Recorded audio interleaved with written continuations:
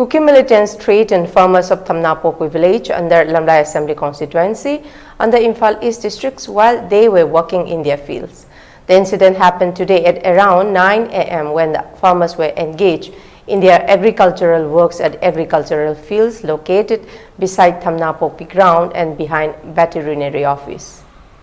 Kuki militants from a distance of about 200 meters shouted that the farmers cannot work in their fields and if they wanted to save their life, they must leave the place. As per information received from the villagers, security personnel are also deployed in a distance of about 400 meters from the area and bunkers of Kuki militants are located above the hills nearing the agricultural fields.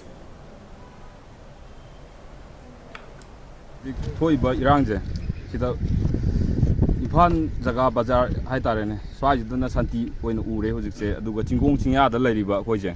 hojik aduke matik wana hingiba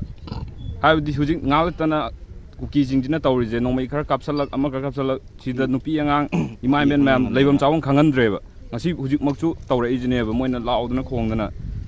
si sarkar da yamna kenom haijaninge haibdi mi eng yam changaninge si chingong chingya da lariba khoije mi na tarba haibdi question je hangni